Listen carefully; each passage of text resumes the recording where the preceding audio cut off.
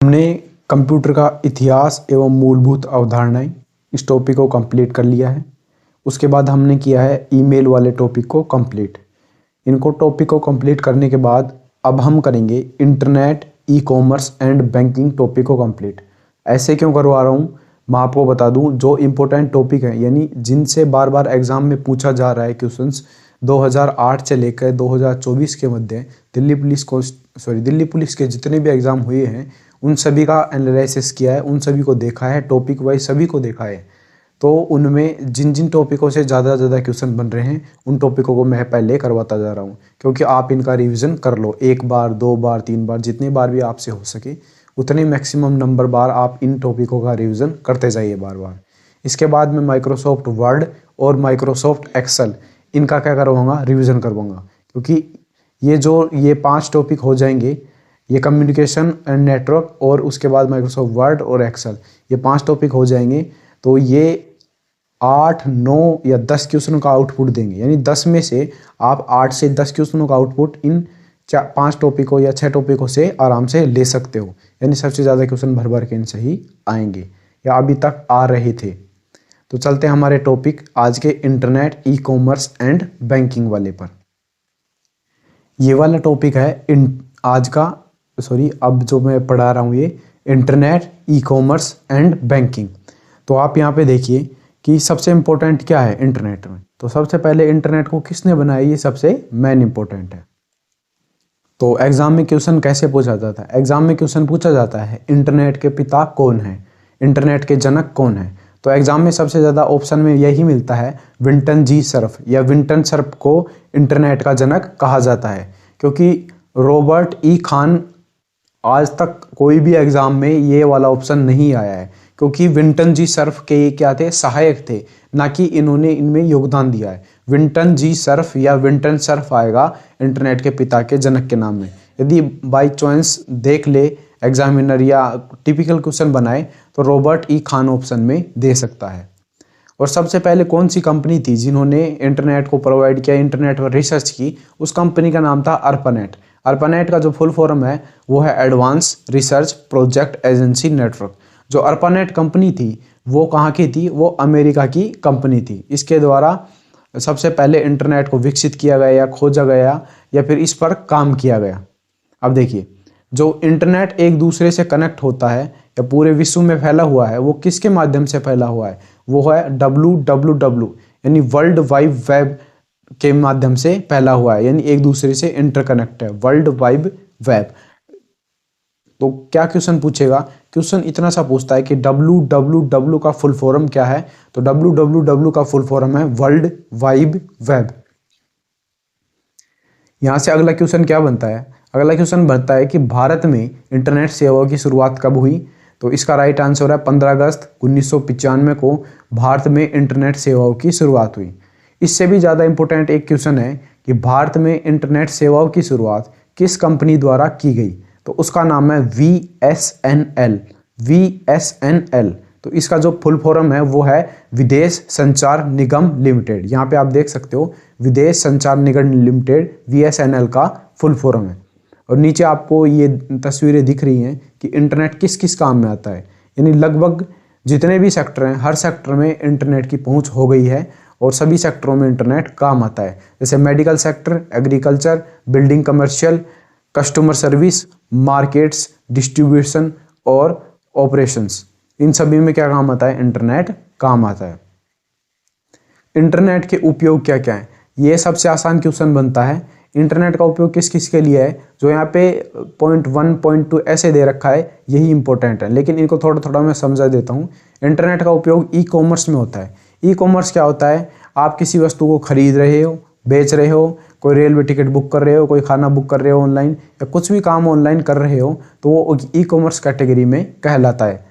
तो e commerce में जो सबसे पॉपुलर वेबसाइट हैं वो है अमेजोन भारत में, फ्लिपकार्ट, मंत्रा, मीशो, ब्लिंकिट, जेप्टो, ये ई कॉमर्स वेबसाइट में शामिल है। साथ में रेल सेवाएं, जितने भी टिकट बुकिंग के ऐप हैं, पेटीएम, फोनपे, ये सभी ई कॉमर्स की कैटेगरी में आते हैं। दूसरा है कैशलेस लेन देन। इंटरनेट के आने से कैशलेस लेन देन बढ़ गया है, जैसे गूगल पे, फोन पे, अमेजोन पे, पेटीएम आदि ऐपों का उपयोग करके आप क्या कर सकते हो, ऑनलाइन भुगतान कर सकते हो। ये सभी ऐपें यूपीआई का प्रयोग करते हैं। किसका प्रयोग करते हैं? यूपीआई। यूपीआई का फुल फॉर्म पूछा जा सकता है कि यूपीआई का फुल फॉर्म क्या है, तो इसका फुल फॉर्म है यूनिफाइड पेमेंट इंटरफेस। ध्यान रखिएगा, यूनिफाइड पेमेंट इंटरफेस यूपीआई का फुल फॉर्म है। अगला पॉइंट है कि इंटरनेट के उपयोग में, कि इंटरनेट का उपयोग ई शिक्षा, यानी ई का मतलब है इलेक्ट्रॉनिक। ध्यान रखिएगा, ई शिक्षा देके आपको पूछेगा कि ई का फुल फॉर्म बताइए, तो होगा इलेक्ट्रॉनिक। इलेक्ट्रॉनिक लर्निंग में क्या होता है कि आप ऑनलाइन यूट्यूब या किसी भी ऐप के माध्यम से या वेब ट्यूटोरियल्स के माध्यम से आप क्या कर सकते हो, घर पे बैठे एजुकेशन प्राप्त कर सकते हो। जैसे आप यूट्यूब की मदद से ये वीडियो देख रहे हो, तो आप क्या कर रहे हो कि शिक्षा को ग्रहण कर रहे हो। तो इससे क्या होगा, आपका जो भी सब्जेक्ट है जिसमें भी आप शिक्षा ग्रहण कर रहे हो, उसमें क्या होगा, आपका विकास होगा, आप उस विषय के बारे में सोच पाओगे। अगला है सोशल नेटवर्किंग। सोशल नेटवर्किंग का मतलब क्या है? देखो, सोशल क्या है, हिंदी अर्थ बोले तो सामाजिक, नेटवर्किंग का मतलब है आपस में बातचीत या मिलन या जो भी है वो है। तो सोशल, आजकल फिजिकल रूप से मिलना बहुत कम हो गया है लोगों का, लोग सोशल ही कनेक्ट रहना चाहते हैं। उसके लिए बहुत सारे ऐप मौजूद हैं, जैसे कि व्हाट्सएप, फेसबुक, इंस्टाग्राम इत्यादि ऐप मौजूद हैं, जिनके माध्यम से सोशल नेटवर्किंग होती है। जिसमें क्या कर सकते हो, आप टेक्स्ट भेज सकते हो। टेक्स्ट मतलब आपने यहाँ से किसी को कुछ लिखा तो उसने रिप्लाई दे दिया उस बात का। आप ऑडियो कॉल कर सकते हो, वीडियो कॉल कर सकते हो, ग्रुप बनाकर कॉन्फ्रेंसिंग कर सकते हो। अगला पॉइंट है कि मनोरंजन। पहले मनोरंजन के रूप में फिल्म जगत में सबसे पहले सिनेमा हॉल का आविष्कार हुआ, या सिनेमा हॉलों में जाकर मूवीज़ देखी जाती थी। लेकिन अब मनोरंजन के रूप में आपके पास मोबाइल मौजूद है, और मोबाइल में कुछ एप्लीकेशंस मौजूद हैं जिनकी मदद से आप अपना मनोरंजन कर सकते हो। उन पे आपको सिनेमा, वेब सीरीज या फिर जो भी ड्रामाज आते हैं वो अपने आप देख सकते हो। उनमें सबसे चर्चित उदाहरण है YouTube, Netflix, Amazon prime, MX player prime और इत्यादि बहुत ज़्यादा ऐप हैं। उनके नाम लेना संभव नहीं है, लेकिन आप इनकी मदद से आप मनोरंजन कर सकते हो। इसके लिए क्या, किसकी आवश्यकता पड़ेगी? इंटरनेट की आवश्यकता पड़ेगी। अगला पॉइंट है नेविगेशन। नेविगेशन का अर्थ क्या है? एक प्रकार से लोकेशन मान सकते हो आप इसे, कि आप कहाँ पे हो, या फिर आप किसी व्यक्ति को ट्रैक करना चाहते हो तो उसका नेविगेशन पॉइंट जानना चाहते हो, या किसी शहर में आप जाना चाहते हो और ये जानना चाहते हो कि वह शहर आपसे कितना दूरी पर है, तो वो भी जीपीएस या नेविगेशन के माध्यम से आप जान सकते हो। तो जीपीएस एक अमेरिकी प्रोडक्ट है, और इसका जो फुल फॉर्म है जीपीएस का, ग्लोबल पोजिशनिंग सिस्टम। बार बार एग्जाम में पूछा जा चुका है कि जीपीएस का फुल फॉर्म क्या है। पहले ही बता देता हूं मैं, जो एग्जाम में पूछा जा चुका है मैं आपको बता दूंगा। जीपीएस पूछा जा चुका है एग्जाम में, global positioning system full form इसका, और ये एक अमेरिकन कंपनी है। इसकी मदद से क्या किया जाता है कि आपका कोई भी डिस्टेंस हो, मान लो आपको एग्ज़ाम देने जयपुर जाना है, या एग्ज़ाम देना दिल्ली जाना है आपको, या फिर मुंबई जाना है आपको एग्ज़ाम देने, तो आप अपने मोबाइल को ओपन कीजिए, उसमें गूगल मैप्स ओपन कीजिए, आपका एग्ज़ाम सेंटर डालिए, वो बता देगा कि आपकी लोकेशन से आपका एग्ज़ाम सेंटर कितनी दूर है। यानी कि यह दिशा और आपका पाथ मदद करने में बड़ी मददगार साबित होता है। नीचे दे रखा है कि इंटरनेट से लाभ, ये ऊपर वाला कोई इतना इंपॉर्टेंट नहीं है। देखो, ये बोल रहा है इंटरनेट के फायदे भी हैं और नुकसान भी हैं। सही बात है, इंटरनेट से स्पैम होता है, हैकिंग होती है, डेटा चोरी होती है, नकारात्मकता बढ़ाई जाती है, साइबर अपराध होते हैं, स्वास्थ्य पर बुरा प्रभाव पड़ता है। ये सभी क्या है, इंटरनेट की हानियां हैं। और गोपनीयता को क्या किया जा सकता है, हानि पहुंचाई जाती है साइबर अपराधों के द्वारा। नीचे है इंटरनेट के अन्य लाभ। वही ऊपर जो लाभ दिए गए हैं उन्हीं पॉइंटों को तोड़कर नीचे ये लाभ बनाया गया है कि दूसरे व्यक्ति से आसानी से संपर्क स्थापित किया जाता है, और संपर्क दुनिया में कहीं भी स्थापित किया जाता है। और नीचे देखिए कि एक ही जानकारी को कई बार एक्सेस करके उसे पुनः रिसर्च में कम समय लगता है। यानी कि इंटरनेट या गूगल पे जो भी जानकारी मौजूद है, आप वहाँ से उसे देख सकते हो। जैसे कोई भी जानकारी सेकंड में मिल जाती है जो भी इंटरनेट पे उपलब्ध हो। वीडियो कॉल, ऑनलाइन व्यवसाय आदि में सहायक है। नीचे इंटरनेट के नुकसान दे रखे हैं, मैंने अभी आपको बताया। बड़े पैमाने पर साइबर क्राइम हो रहा है, डाटा चोरी है, credit card, debit card fraud हो रहे हैं, अकाउंट हैकिंग हो रहे हैं, बहुत सारी गलत जानकारियां हो रही हैं, जांच नहीं की जा रही है, कंप्यूटर में वायरस आ रहा है, कंप्यूटर की लत पड़ जा रही है, आदत पड़ जा रही है, और समय बर्बाद भी हो रहा है। कंप्यूटर का इंटरनेट का प्रयोग या कंप्यूटर का प्रयोग सही की जगह गलत में भी प्रयोग किया जा रहा है। अंतरजाल, अब यहाँ पे क्या गया अंतरजाल। इंटरनेट क्या है, एक प्रकार का अंतरजाल है। अंतरजाल का मतलब इंटरनेट कंप्यूटरों का समूह है जो एक दूसरे से जुड़े हैं, पूरे विश्व भर में एक दूसरे कंप्यूटर जुड़े हुए हैं। इंटरनेट देखो यहाँ पे नेटवर्क है, नेटवर्क में कई प्रकार के नेटवर्क होते हैं, मैं कुछ ब्रीफ में बता देता हूँ आपका।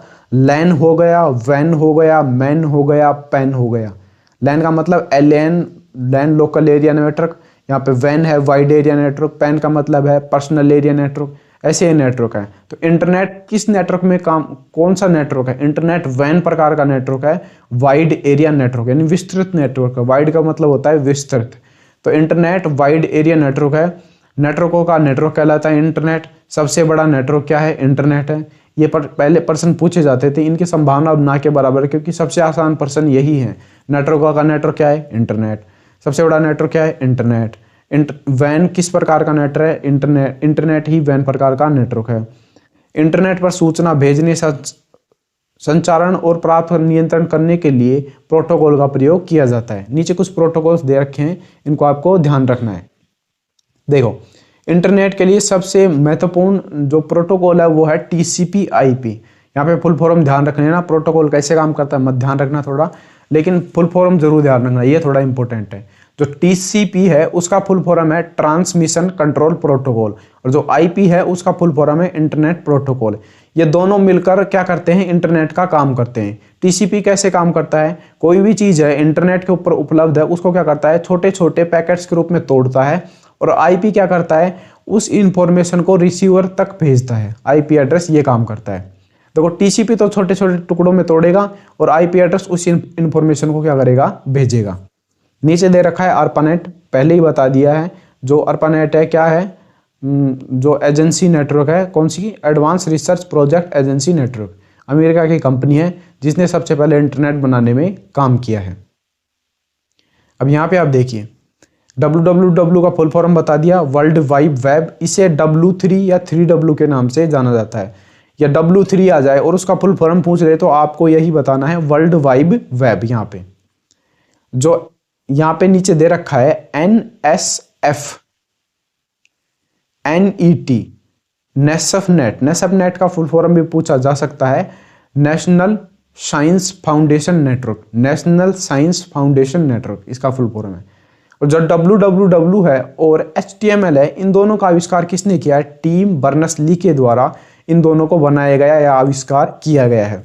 www वर्ल्ड वाइड वेब और HTML क्या है? Hyper text markup language. Hyper text markup language. HTML क्या है? Hyper text markup language. क्यों बार बार बोलता हूं? क्योंकि आपको याद हो जाए, और ये इंपॉर्टेंट फॉर्म्स होती हैं। टिम्स बर्नर्स-ली के द्वारा इनका आविष्कार किया गया। सन इतनी इंपॉर्टेंट नहीं है। अब यहाँ पे आपको दे रखा है www और इंटरनेट में क्या अंतर है। मैं आपको मेन इंपॉर्टेंट बात बता देता हूँ।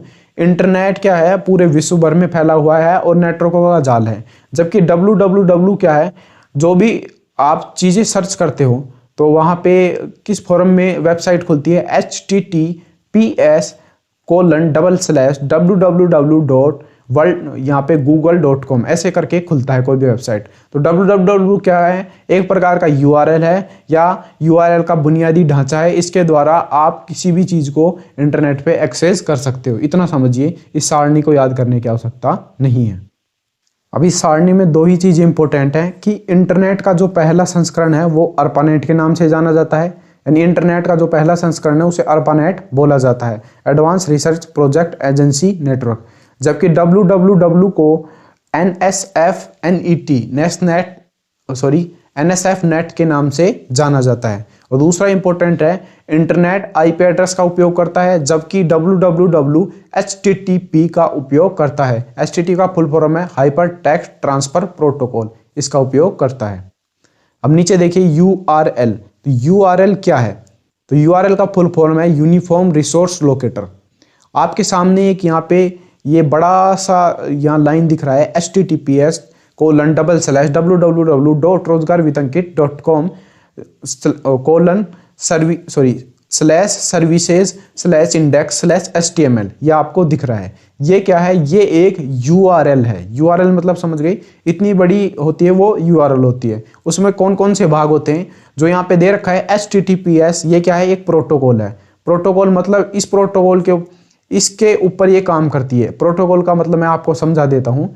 मान लो कोई भी आर्मी पर्सन है, उसे रोज सुबह 4 बजे उठना पड़ता है, दौड़ करनी पड़ती है, PT करनी पड़ती है, वो सब क्या है, प्रोटोकॉल है। मतलब जो भी वेबसाइट चलेंगी वो HTTPS के ऊपर यहाँ पे चलेंगी, इस जो HTTPS प्रोटोकॉल है उसके ऊपर। तो ये इनका प्रोटोकॉल है।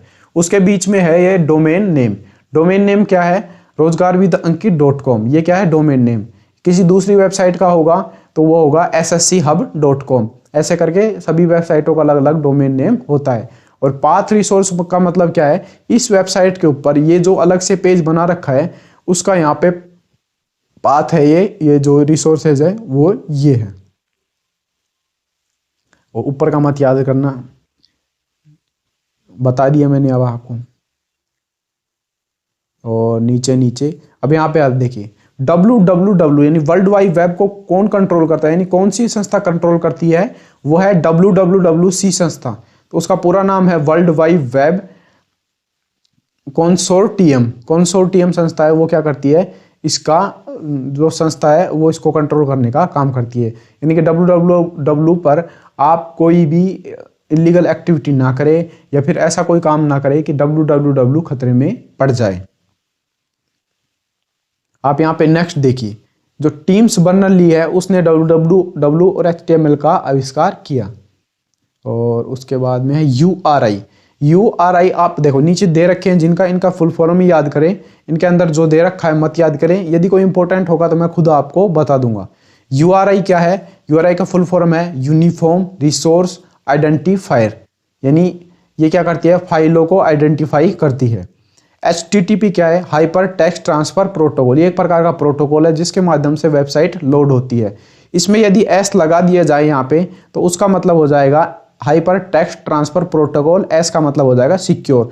मतलब ये है जो वेबसाइट है वो बिल्कुल सिक्योर है। इसके साथ SSL जुड़ा हुआ है। SSL एक सर्टिफिकेट होता है, उसके माध्यम से वेबसाइट सिक्योर बनती है। यदि कोई हैकर उस पर अटैक करता है तो वो उसको सुरक्षा प्रदान करने का कार्य करता है। नीचे दे रखा है HTML का फुल फॉर्म है हाइपर टेक्स्ट मार्कअप लैंग्वेज। ये क्या है, एक प्रकार की लैंग्वेज है, यानी जो वेब डिजाइनिंग या वेबसाइट का वेब पेज डिजाइन करने में इस लैंग्वेज का उपयोग किया जाता है। इसकी मदद से किसी भी वेबसाइट के पेज को डिजाइन किया जा सकता है। अब नेक्स्ट देखिए कि यहाँ पे क्या देखा है, वेब पेज। वेब पेज का मतलब क्या होता है, जो भी वेबसाइट होती हैं। अब वेबसाइट को पहले समझाना चाहिए था इस बुक में, तो मैं आपको समझाता हूँ। सबसे पहले वेबसाइट क्या होती है ये समझाता हूँ। जब भी आप गूगल पे कुछ भी सर्च करते हो, मान लो आपको सर्च करना है कि भारत की राजधानी क्या है, तो सबसे पहले आपके सामने खुलेगी नई दिल्ली। तो यह बात कई वेबसाइटों पर लिखी होगी, जैसे कि rozgarwithankit.com पे भी यह बात लिखी हुई है। जैसे आप उस पर क्लिक करोगे कि नई दिल्ली आंसर सही है, उस पर क्लिक करोगे तो आपके सामने कई पेजेस खुल जाएंगे। जो पेज खुलेगा आपके सामने, उस पेज अकेले पेज को वेब पेज कहा जाता है। यानी वेबसाइट का कोई भी पेज हो उसे वेब पेज कहा जाता है। और वेबसाइट में जितने भी पेज हैं उन सभी पेजों को मिलाकर एक वेबसाइट का निर्माण होता है। आ गए समझ में? एक पेज को मिलाकर, जैसे आपकी एक पुस्तक है, उस पुस्तक में एक पेज है, दूसरा पेज है, तीसरा पेज है, इन सभी पेजों को मिला दिया जाए तो क्या होता है, एक पुस्तक का निर्माण होता है। ऐसे ही वेब पेजों को यदि मिला दिया जाए तो एक वेबसाइट का निर्माण होता है। तो समझ में आ गया, वेब पेजों को के समूह को क्या बोलते हैं, वेबसाइट। चलो ठीक है, तो इसमें और ज़्यादा इम्पोर्टेंट नहीं है, बिल्कुल भी एग्जामिनर नहीं पूछेगा, क्योंकि आपका कांस्टेबल का या आपका EWTPS कांस्टेबल का पेपर है, ना कि कोई IT का पेपर है। हाँ, इसका फुल फॉर्म पूछ सकता है। DNR का फुल फॉर्म क्या है, domain name registration. Domain name क्या होता है, मैंने अभी आपको बताया थोड़ी देर पहले। जैसे कि rozgarwithankit.com ये एक डोमेन नेम है, तो इस डोमेन नेम को यदि किसी ने ले लिया है तो कोई दूसरा बंदा इस डोमेन नेम को नहीं ले सकता है। ये होता है डोमेन नेम। और दूसरा है DNS का मतलब होता है डोमेन नेम सिस्टम, यानी कि जिसमें आप अपने डोमेन को रखते हो, यानी जिस IP एड्रेस पे अपना डोमेन नेम रखा होता है। यानी क्या होता है, DNS का काम इंटरनेट डोमेन नामों का पता लगाने, डोमेन नेम को आईपी एड्रेस में परिवर्तित करना और आईपी एड्रेस को याद रखने योग्य बनाने के लिए डीएनएस का इस्तेमाल किया जाता है। और जो डीएनएस है, दोनों को देखो, एक है डीएनआर और एक है डीएनएस। डीएनआर का मतलब डोमेन नेम रजिस्ट्रेशन, डीएनएस है डोमेन नेम सिस्टम, एस मतलब सिस्टम, आर मतलब रजिस्ट्रेशन, इतना याद रख लेना। डीएनएस का आविष्कार पॉल मार्कोपेट्रिक ने किया था, ध्यान रखना है। अब यहाँ पे आप देखिए डोमेन नेम क्या दे रखा है कि इंटरनेट पर जो भी यूआरएल होती है उसके बाद सामान्यतः अंतिम में डॉट के बाद का नाम डोमेन नेम होता है। जैसे यहाँ पे आपने .com देखा है, यहाँ पे google.com देखा है, और यहाँ पे कोई भी वेबसाइट होती है, मान लो ssc.gov.in। gov.in क्या है? एक सरकारी वेबसाइट है। GOV का मतलब क्या हो गया? वो एक गवर्नमेंट संस्थान वेबसाइट है। .in का मतलब क्या हो गया? इंडिया की वेबसाइट है। इन किसके लिए लगा है? एक कंट्री के नाम के लिए लगा है। अब यहाँ पे ये क्या बोल रहा है कि सामान्यतः यदि डोमेन नेम के अंतिम भाग में 3 अक्षर हैं तो वह संगठन को दर्शाता है, तथा 2 अक्षर है तो वह देश को दर्शाता है। तो यहाँ पे क्या लिखा हुआ था उसमें एसएससी की वेबसाइट में? GOV। GOV का मतलब क्या है? यह एक संस्थान है। संस्थान मतलब एक सरकारी संस्थान है। और लास्ट में क्या लिखा हुआ था? इन का मतलब क्या है? यह एक देश के नाम को दर्शाता है। IN का मतलब क्या है? IN का मतलब है इंडिया। इंडिया को रिप्रेजेंट करता है ये जो डोमेन नेम है। आप यहाँ पे कुछ डोमेन नेम नीचे देख भी सकते हो। ये यहाँ पे ये जो क्या है, ये जो संस्थान के डोमेन नेम है ये सारे हैं नीचे नीचे। कौन कौन सा किस किस में काम आता है नीचे आप देख सकते हो। अब यहाँ पे क्या है? .org। org मतलब ऑर्गेनाइजेशन का डोमेन नेम है जो गैर लाभकारी संगठन है। .net किसका है? नेटवर्किंग का है, नेटवर्क संसाधन का। .gov किसका है? सरकारी संस्थान का। .jobs किसका है? सेवाओं का। .com क्या है? वाणिज्यिक या व्यावसायिक संगठन का डोमेन नेम है। .mil क्या है? मिलिट्री के लिए उपयोग होता है। .co किसका है? कंपनी का है। .info किसके लिए यूज होता है? सूचना संगठन के लिए। लेकिन मैं आपको बता दूं, ये जो डोमेन नेम्स हैं वो कुछ कंपनियों के द्वारा बेचे या खरीदे जाते हैं। वहां से आप इन्हें रजिस्टर कर सकते हो अपनी कंपनी, अपनी यहाँ पे ऑर्गेनाइजेशन, इन सभी के लिए, अपने एजुकेशन के लिए। जैसे यहाँ पे है .edu, इसका मतलब है कि एजुकेशन संस्थाएं इसका इस्तेमाल करती हैं। नीचे दे रखा है .nic, ये क्या है? नेशनल इंफॉर्मेटिक्स सेंटर, इनके लिए इस्तेमाल किया गया है। ये TLD क्या है? एग्जामिनर पूछ ले TLD डे के, TLD का फुल फॉर्म बताइए। TLD का मतलब है टॉप लेवल डोमेन, यानी कि ये जो टॉप लेवल डोमेन है आपको ऊपर दे रखे हैं। टॉप लेवल डोमेन का मतलब क्या होता है? इनकी मदद से आप क्या कर सकते हो? सर्च करने में आसानी होगी टॉप लेवल डोमेन से। अब यहाँ पे नीचे क्या दे रखे हैं? कुछ कंट्री के डोमेन नेम्स दे रखे हैं। यहाँ पे आप देखिए, ये IN किसका डोमेन नेम है? .in इंडिया का, .au ऑस्ट्रेलिया का, .fr फ्रांस का, .us किसका है? यूनाइटेड स्टेट का, .uk किसका है? यूनाइटेड किंगडम का, और .nz किसका है? न्यूजीलैंड का। ध्यान रखिएगा इन डोमेनों को। सबसे ज्यादा तो इंडिया का ही पूछा जाएगा तो .in किसका है? इंडिया का। एक बार नजर से घुमा लीजिए इनको, वीडियो को रोक के। नेक्स्ट पॉइंट है कि ISP क्या है, यानी ISP का जो फुल फॉर्म है आप यहाँ पे देख सकते हैं, इंटरनेट सर्विस प्रोवाइडर। जैसे जियो है, BSNL है, VI है और एयरटेल है, ऐसे कई कंपनियां हैं। इनको क्या बोलते हैं? ISP। ISP का मतलब है इंटरनेट सर्विस प्रोवाइडर, यानी कि ये सभी कंपनियां इंटरनेट की सर्विस प्रोवाइड करती हैं। आप यहाँ पे इनके नाम भी देख सकते हो कि यहाँ पे MTNL, BSNL, जियो, एयरटेल, टाटा टेलीकॉम सर्विस। अभी भी ये टाटा टेलीकॉम सर्विसेज क्या करती है? सर्विस प्रोवाइड करती है इंटरनेट की। ध्यान रखिएगा, इनकी सिम आजकल नहीं आ रही है मार्केट में। मार्केट में क्यों नहीं आ रही है? ये शायद खुद के पर्सनल यूजेज के लिए लेती होंगी टाटा कंपनी के लिए। और MTNL भी कुछ शहरों में ही अवेलेबल है, पूरे भारत में अवेलेबल नहीं है। जबकि यहाँ पे एक जो पॉइंट है वो देखिए, हैथवे एक भारतीय कंपनी है जो केबल टेलीविजन, ब्रॉडबैंड, इंटरनेट और डिजिटल टेलीविजन सेवाएं प्रदान करती है। तो इससे क्वेश्चन बन सकता है कि निम्न में से कौन सी कंपनी जो केबल, इंटरनेट या टेलीविजन, ब्रॉडबैंड या डिजिटल सेवा प्रदान करती है या नहीं करती है। क्वेश्चन बनने का चांस है कि कौन सी नहीं करती है, उसमें हैथवे का भी नाम आ सकता है। तो ये करती है, ध्यान रखिएगा। ये इन सभी का तो नाम पता ही है आपको, लेकिन हैथवे का नाम आप सभी ने नहीं सुना होगा। तो इसको थोड़ा ध्यान में रखिएगा। अभी देखिए यहाँ पे इंटरनेट कैसे डिस्ट्रीब्यूट होता है। यहाँ पे इंटरनेट आपको सबसे ऊपर दिख रहा है। इंटरनेट समुद्रों के माध्यम से नीचे केबल बिछी होती हैं, उनके माध्यम से पूरे वर्ल्ड वाइड यानी कि पूरे विश्व भर में प्रसारित किया जाता है। उसके बाद जो भी कंपनियां होती हैं वो इंटरनेट को ग्रहण करती हैं। ग्रहण मतलब केबलों के माध्यम से इनके पास इंटरनेट होता है और इस इंटरनेट को ये गवर्नमेंट, होम, लार्जेस, स्मॉल बिजनेसेस और एजुकेशन सेक्टर, इन सभी में क्या करते हैं, अपना इंटरनेट डिस्ट्रीब्यूट करती हैं। कुछ इस प्रकार से इंटरनेट चलता है। अब यहाँ पे आप देख लीजिए कि इंटरनेट सर्विस देने वाले कंपनियां, सभी कंपनी इंटरनेट सर्विस प्रोवाइडर होती हैं। देखिए इंटरनेट की सर्विस देने वाली सभी कंपनी इंटरनेट सर्विस प्रोवाइडर होती हैं, जैसे अभी ऊपर आपको बता दिया है। अब यहाँ पे देखिए जो टीयर 1 ISP है, टीयर 2 ISP है और टीयर 3 ISP क्या है।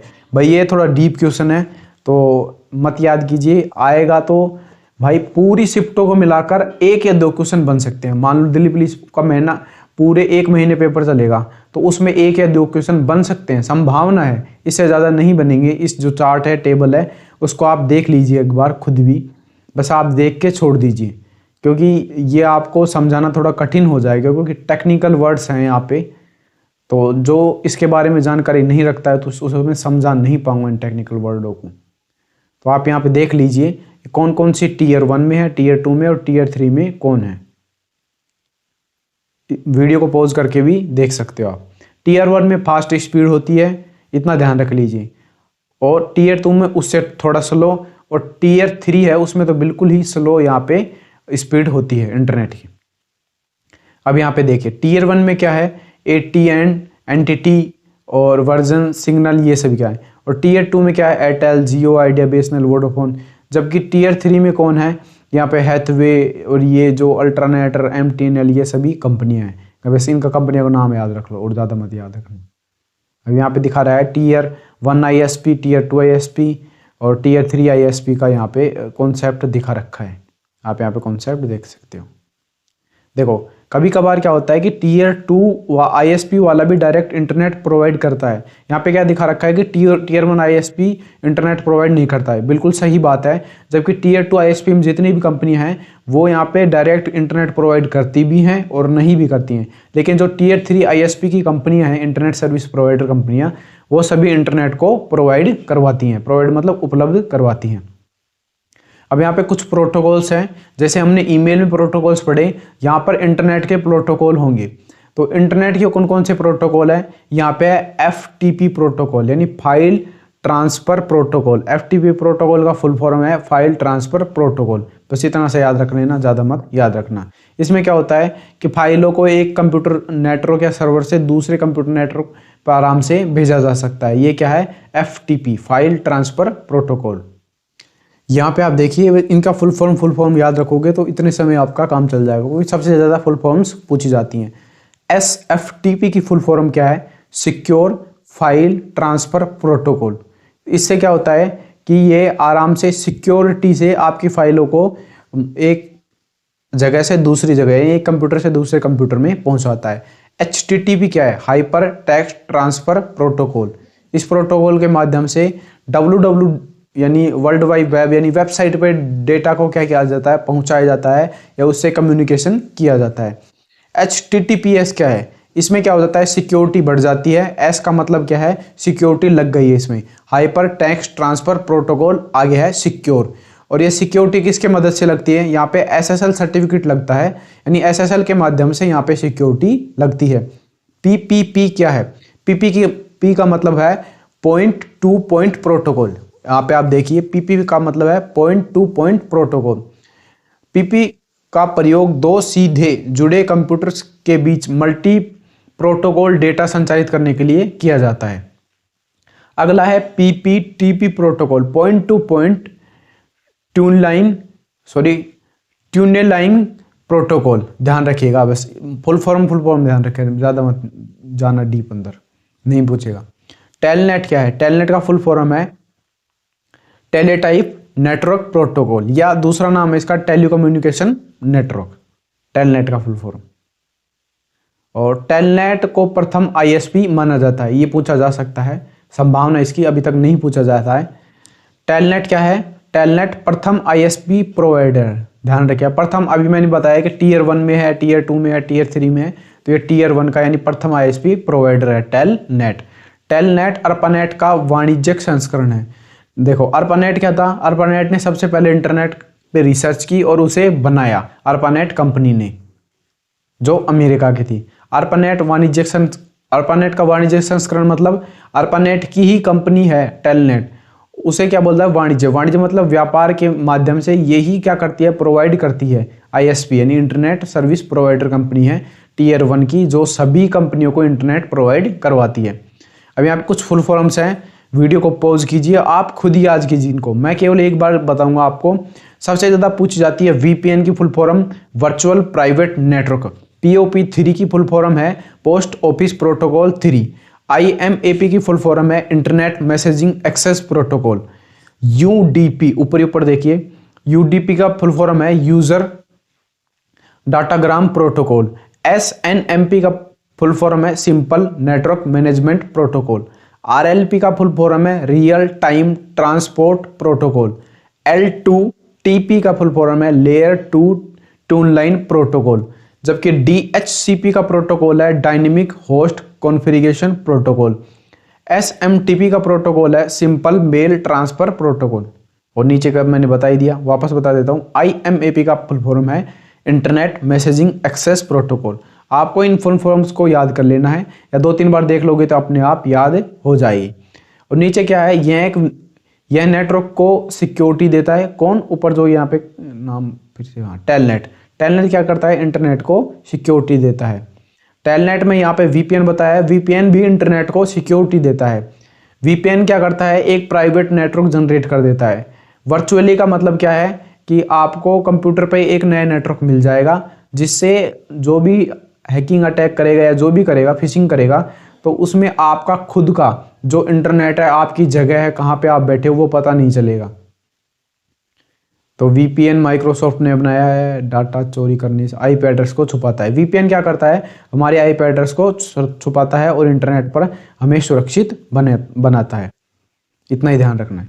अब देखिए, इंटरनेट तो हम सब ने पढ़ा है, और इंटरनेट क्या है? इंटरनेट, इंट्रानेट और एक एक्स्ट्रानेट, ये होते हैं 3। मैं आपको यहाँ पे समझा देता हूँ। ये बड़ा वाला गोला क्या है? ये है इंटरनेट, जो पूरे विश्व भर में फैला हुआ है। उसके बाद इसके अंदर है एक गोला छोटा वाला, इससे थोड़ा छोटा, कैसे भी मान लो, ये एक गोला है। ये क्या है? Extranet, EXTRANET, extranet. ये क्या है? एक्स्ट्रानेट। इस गोले के अंदर भी एक छोटा सा गोला है, यानी इस गोले का छोटा सा भाग क्या है? वो है इंट्रानेट, INTERANET। इसके अंदर का भाग क्या रहता है? इंट्रानेट। मतलब कि इंटरनेट का एक छोटा सा भाग इंट्रानेट है, इंटरनेट का एक थोड़ा बड़ा भाग एक्स्ट्रानेट है। बस इतना समझ लीजिए आप। तो इंटरनेट क्या होता है? मान लो आपके कॉलेज कैंपस में जो भी नेटवर्क चल रहा है, वो आप उसे इंट्रानेट बोल सकते हो, यानी कि वो एक प्राइवेट नेटवर्क होता है, इंटरनेट की तुलना में बहुत छोटा होता है। एक्स्ट्रानेट भी बता दिया आपको कि इंट्रानेट से बड़ा एक्स्ट्रानेट और एक्स्ट्रानेट से बड़ा इंटरनेट होता है।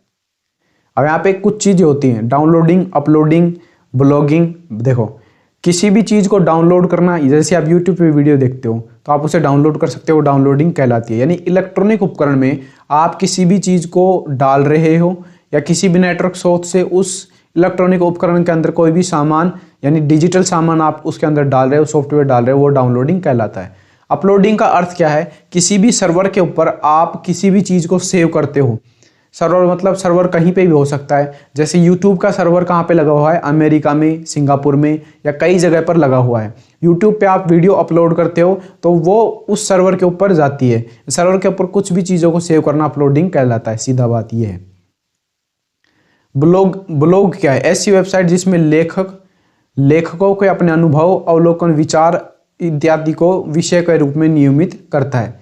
ब्लॉगिंग क्या है? देखो, आप जो भी गूगल पे सर्च करते हो, आपके सामने एक पोस्ट आती है, मान लो आप कंप्यूटर के बारे में जानना चाह रहे हो, आपने सर्च किया कंप्यूटर के बारे में बताइए, आपके सामने कुछ पेजेस ज़्यादा देंगे, आप किसी पे भी क्लिक करोगे वो सीधा सीधा ब्लॉग कहलाता है, ऐसे समझ सकते हो। यानी कोई भी वेबसाइट ब्लॉग कहलाती है। वो कई प्रकारों से बनी हो सकती है, वो वर्डप्रेस के माध्यम से या फिर अलग अलग किसी भी लैंग्वेज के माध्यम से बनी हो सकती है। आप ब्लॉग कैसा समझ लो, यदि आप इतना टेक्निकल नहीं जानते हो तो ब्लॉग सीधा ऐसा समझ लो आप कि जो भी वेबसाइट होती है वो ब्लॉग होती है, बस इतना काम ध्यान रखना है। चैट, इसको इंस्टेंट मैसेजिंग भी कहते हैं। इंस्टेंट मैसेजिंग चैट मतलब देखो, जैसे आप व्हाट्सएप पे चैट करते हो तो आप क्या करते हो, आपने किसी से सवाल पूछा, उसके पास तुरंत का तुरंत विदिन सेकंड उसके पास क्या चला गया, वो मैसेज चला गया। आपने पूछा कि आप कहाँ हो, और वहाँ से रिप्लाई आएगा कि मैं यहाँ पे हूँ, इस टाइम पे पेपर देने आया हूँ। तो इसे इंस्टेंट मैसेजिंग या चैट बोला जाता है। हाँ, ये क्वेश्चन नया बन सकता है। इमोजी का आविष्कार किसने किया? शिगेताका कुरित ने क्या किया? इमोजी का आविष्कार किया। जैसे आप वहाँ पे हंसने वाला, रोने वाला या फिर सैडनेस या फिर अलग अलग इमोजीज भेज सकते हो। इमोजीज का डे नहीं पूछा जाएगा, ये जीके का प्रश्न है ना कि कंप्यूटर का, और इतना डीप में जीके नहीं पूछा जाएगा, डीपर से भी डीपर चला गया है। अब देखिए, कुछ कंपनीज क्या हैं, चैट प्रोवाइड करवाती हैं, यानी इंस्टेंट मैसेजिंग कंपनी है। आप सभी इनको जानते ही हैं, आप सोशल वर्ल्ड में जुड़े हैं। आप यहाँ पे देख सकते हो व्हाट्सअप, फेसबुक मैसेंजर, इंस्टाग्राम या internet relay chat, Telegram, Viber, Google talks, साक्स, WeChat, ShareChat, imo chat, line, ये सभी, और इनकी इमेज भी आप यहाँ पे देख सकते हो। अगला है वीडियो कॉन्फ्रेंसिंग, यानी कौन कौन से ऐप्स वीडियो कॉन्फ्रेंसिंग प्रदान करते हैं। आपको तो ऐप के नाम याद रखने हैं, तो वो पूछ लेगा निम्न में से कौन सा एक चैट मैसेजिंग ऐप है, बस इतना ही पूछेगा। यहाँ पे दो लोग परस्पर वीडियो या ऑडियो को प्रसारण में बातचीत करते हैं, वो यहाँ पे देखिए कौन कौन से ऐप प्रोवाइड करवाते हैं। Google Duo, FaceTime, Webex meet, Zoom, Adobe contact, GoToMeeting, Microsoft Teams, Google Hangout, Skype और गूगल मीट, ये सभी क्या करते हैं, यहाँ पे वीडियो कॉन्फ्रेंसिंग प्रोवाइड करवाते हैं। अब यहाँ पे देखिए ब्रॉडबैंड और वाईफाई, यहाँ पे कुछ चीज़ें हैं ब्रॉडबैंड और वाईफाई के बारे में, आप थोड़ा सा समझ लीजिए। ये एग्जाम में ना के बराबर पूछा गया है, लेकिन पूछ सकता है कि ब्रॉडबैंड क्या है, और वहाँ पे आपको 4 ऑप्शन मिलेंगे, आसानी से पहचान लोगे। यहाँ पे आप देखिए, ब्रॉडबैंड का अर्थ है विद बैंडविड्थ डाटा ट्रांसमिशन से होता है। यह एक हाई स्पीड इंटरनेट कनेक्शन होता है जिसमें DSL का प्रयोग किया जाता है। DSL मतलब डिजिटल सब्सक्राइबर लाइन। देखो, मैं आपको इसे आसान भाषा में समझाता हूँ। आपके घर में एक केबल आ रही होगी, वो टावर वाली केबल नहीं, बाहर से एक केबल आ रही होगी, और आपके घर में एक बॉक्स सा लगा होगा, तो वो क्या है, एक ब्रॉडबैंड कनेक्शन है। आ गया समझने? यह इंटरनेट से जुड़ने के लिए टेलीफोन लाइन का प्रयोग करता है। टेलीफोन लाइन जो आपके घर में वो लाइन आती है, वो टेलीफोन लाइन बोल दो, या फिर ऑप्टिकल फाइबर लाइन बोल सकते हो आप उसे। यहाँ पे क्या है, ब्रॉडबैंड और वाईफाई में अंतर। ब्रॉडबैंड की स्पीड ज़्यादा होती है, ब्रॉडबैंड वाईफाई की तुलना में एक ज़्यादा सिक्योर कनेक्शन होता है। हॉटस्पॉट क्या है, एक स्पेसिफिक लोकेशन होती है जहाँ पे WLAN पर कार्य करती है। अब फोन का हॉटस्पॉट समझ लो, बस इतने से ही आपका काम हो जाएगा। टिपिकल क्वेश्चन नहीं बनेंगे इनमें से, जो भी थ्योरी है इनमें से टिपिकल क्वेश्चन नहीं बनेंगे। आपको टू द पॉइंट आना चाहिए। मान लो इंटरनेट के जनक कौन है, इतना तो पता ही होना चाहिए। आप यहाँ से दिमाग नहीं लगा सकते। यदि आपको उनका नाम ध्यान है, विंटन सर्फ या विंटन जी सर्फ, तो आप वहाँ पे सीधा कर दोगे। लेकिन इनमें आप आराम से एलिमिनेट करके ऑप्शनों को, ये नहीं हो सकता, ये नहीं हो सकता, हाँ यही हो सकता है, ये बच गया है। अब यहाँ पे वेब ब्राउज़र क्या है, सबसे पहला वेब ब्राउज़र कौन सा था, www, उसका नाम बदल के क्या कर दिया गया था, मोज़ैक, जो पहला ग्राफिक वेब ब्राउज़र था। तो www मौजूदा क्या था, वेब ब्राउज़र था, इतना ध्यान रखना है। और प्रथम लोकप्रिय ग्राफिक्स वेब ब्राउज़र कौन सा था, मोज़ैक, जिसे 1993 में बनाया गया, इतना याद रखना है। अब वेब ब्राउज़र दो प्रकार के होते हैं। देखो, जो www था वो टेक्स्ट पे काम करता था, मोज़ैक किस पे काम करता है, ग्राफिक्स पे। टेक्स्ट और ग्राफिक्स में क्या अंतर है मैं आपको समझा दूं। जो यहाँ पे www ब्राउज़र है उसमें केवल टेक्स्ट यूज होता था, टेक्स्ट। तो टेक्स्ट का मतलब क्या है कि आप वहाँ पे एक टेक्स्ट लिखोगे और आपके सामने टेक्स्ट ही आएगा लिख के। आपने पूछा कि भारत की राजधानी क्या है, तो वो टेक्स्ट लिख के आपको दिल्ली बता देगा। जबकि यहाँ पे मोज़ैक क्या था, मोज़ैक, यहाँ पे MOSAIC, मोज़ैक, मोज़ैक क्या था, एक ग्राफिक ब्राउज़र था। यहाँ पे आप देख सकते हो वो क्या था, ग्राफिक ब्राउज़र में क्या होता है, आपने पूछा कि भारत की राजधानी क्या है, वो बताएगा दिल्ली, साथ में उसके एक इमेज या मैप भी दे देगा। यानी उसमें इमेज फोटो इनका यूज़ होता था किसमें, मोज़ैक ब्राउज़र में, यानी ग्राफिक वाले ब्राउज़र में इमेज, फोटो, ये वीडियो, इन सभी का प्रयोग होता है। जबकि उसमें केवल टेक्स्ट का प्रयोग होता है, टेक्स्ट ब्राउज़र में। यहाँ पे दे भी रखा है कि ग्राफिकल ब्राउज़र होता है उसमें टेक्स्ट प्लस ग्राफिक दोनों होते हैं, यानी GUI होता है। GUI का फुल फॉर्म है ग्राफिकल यूजर इंटरफेस। फिर से बता देता हूँ, GUI का full form graphical user interface. अब यहाँ पे नीचे कुछ नाम दे रखे हैं ब्राउज़र के, आपको नाम ध्यान रखना है क्योंकि सबसे मोस्ट इंपॉर्टेंट क्वेश्चन ब्राउज़र से यही बनता है, निम्न में से कौन सा ब्राउज़र है, निम्न में से कौन सा ब्राउज़र नहीं है। दूसरा क्वेश्चन बनता है निम्न में से कौन सा सर्च इंजन है, निम्न में से कौन सा सर्च इंजन नहीं है। ब्राउज़र और सर्च इंजन का क्वेश्चन बनता है। यहाँ पे आप देखिए जो ब्राउज़र था www ब्राउज़र है, मोज़ैक ब्राउज़र है, नेटस्केप नेविगेटर ये ब्राउज़र है, ओपेरा मिनी ब्राउज़र है, इंटरनेट एक्सप्लोरर ब्राउज़र है, मोज़िला फायरफॉक्स ब्राउज़र है। जो इंटरनेट एक्सप्लोरर है किस कंपनी का ब्राउज़र है, माइक्रोसॉफ्ट कंपनी का ब्राउज़र है। एप्पल सफारी एप्पल कंपनी का ब्राउज़र है, इवेंट ब्राउज़र है, UC ब्राउज़र है, टोर ब्राउज़र है, गूगल क्रोम ब्राउज़र है, क्रोमियम गूगल ब्राउज़र है, बाइडू ब्राउज़र है, माइक्रोसॉफ्ट एज ब्राउज़र है, ब्रेव ब्राउज़र है, डकडकगो ब्राउज़र है, इंटरनेट एक्सप्लोरर ब्राउज़र है। देखो अब जो माइक्रोसॉफ्ट ऑफिस ब्राउज़र काम में लेता है उसे माइक्रोसॉफ्ट एज कहते हैं। यानी माइक्रोसॉफ्ट एज एक ब्राउज़र है जो फिलहाल में माइक्रोसॉफ्ट कंपनी द्वारा यूज़ में लिया जा रहा है। इससे पहले इंटरनेट एक्सप्लोरर का यूज़ करता था कौन, Microsoft company. Open source browser नीचे आप देख सकते हो, ये सभी ओपन सोर्स ब्राउज़र हैं, फायरफॉक्स, क्रोमियम, वाटरफॉक्स, पालामोन, ब्रेव, टोर और ये सारे। उसके अलावा सर्च इंजन, देखिए सर्च इंजन और ब्राउज़र में क्या अंतर है मैं आपको बता दूं। ब्राउज़र एक एप्लीकेशन होता है जो अलग अलग कंपनियों द्वारा बनाया गया है, जैसे एक गूगल क्रोम द्वारा क्रोम ब्राउज़र बनाया गया है, ये माइक्रोसॉफ्ट एज माइक्रोसॉफ्ट कंपनी द्वारा अलग अलग कंपनी ब्राउज़र है।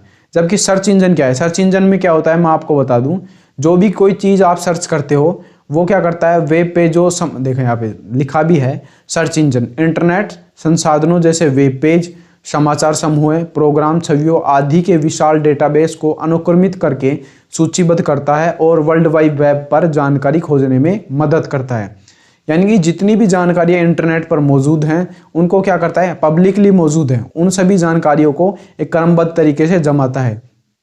समझ गए। मान लो आप पूछना चाह रहे हो भारत की राजधानी क्या है, तो आपको अलग अलग वेबसाइट मिलेंगे, उनको क्रमबद्ध तरीके से जमा देगा, वो क्या है, एक सर्च इंजन है। कौन कौन से सर्च इंजन है, यहाँ पे आप सर्च इंजन के नाम देख सकते हो, फेमस सर्च इंजन है।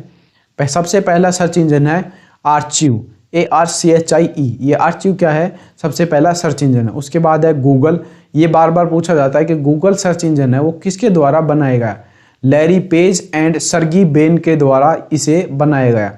नेक्स्ट है Yahoo search engine, AltaVista search engine, HotBot search engine, web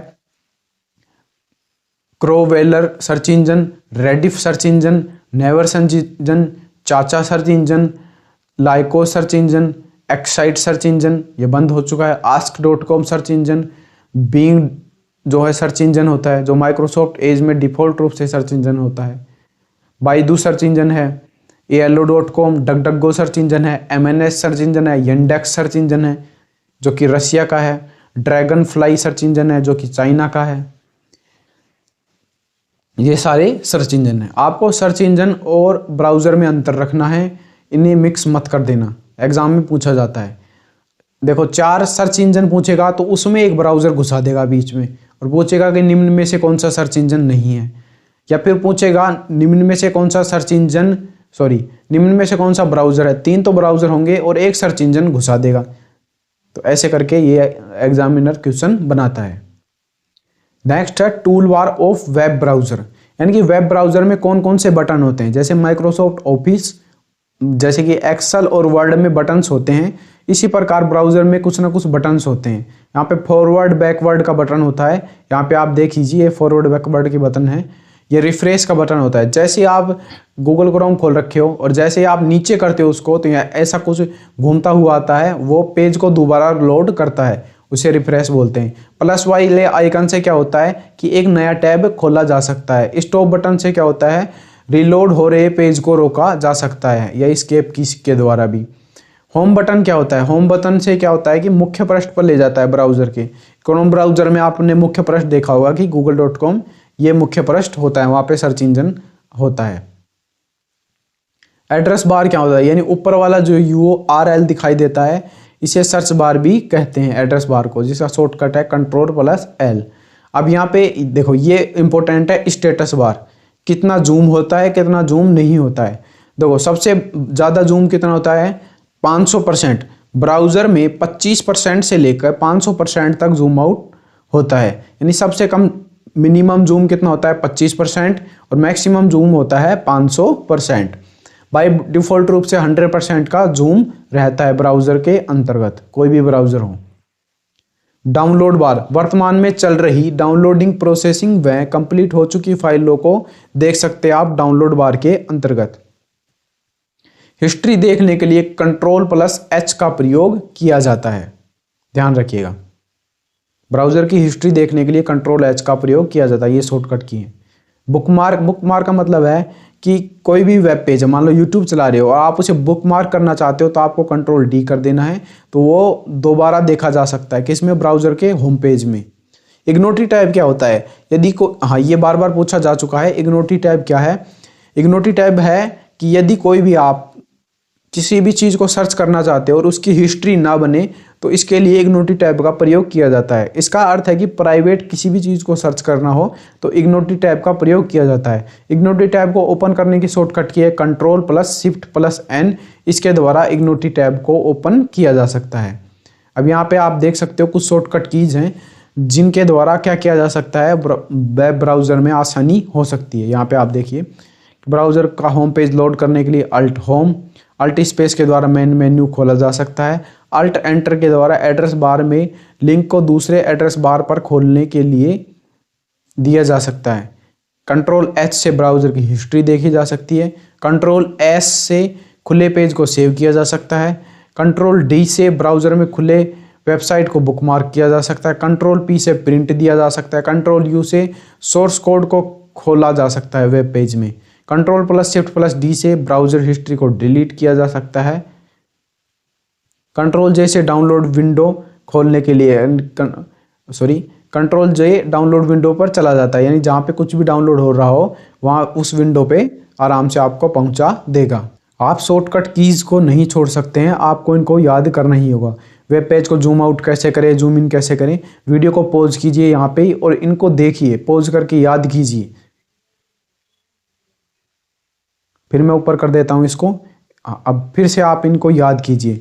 ये इतनी इंपॉर्टेंट नहीं है लेकिन आपकी नज़रों से 1 या 2 बार ज़रूर गुजरनी चाहिए, आपको याद आ जाएगा। देखो नई ब्राउज़र विंडो खोलने के लिए Ctrl+N का यूज किया जाता है और न्यू टैब खोलने के लिए ब्राउज़र में Ctrl+T का प्रयोग किया जाता है। इतना ध्यान रखिएगा, ये 3 तो इम्पोर्टेंट है ही। Ctrl+W के द्वारा जो एक्टिव विंडो है उसको बंद किया जा सकता है या क्लोज किया जा सकता है, या Ctrl+F4 के द्वारा। नीचे वाला इंपॉर्टेंट नहीं है, जबकि यहाँ पे आप देख लीजिए F5 पेज को रीलोड करने में काम में आता है। ये सारी इंपॉर्टेंट हैं, ये नीचे वाली इंपॉर्टेंट नहीं है, जो टिक किया है वो ज़्यादा इंपॉर्टेंट है। F11 के द्वारा क्या किया जाता है कि फुल स्क्रीन मोड पर किसी भी ब्राउज़र को किया जा सकता है F11 के द्वारा। अब देखिए होम के द्वारा होम पेज पे जाया जा सकता है, एस्केप के द्वारा स्टॉप लोडिंग की जा सकती है। आप इनको देख लीजिए, वीडियो को रोकिए और देखिए। अब नेक्स्ट है कि सोशल नेटवर्किंग वेबसाइट।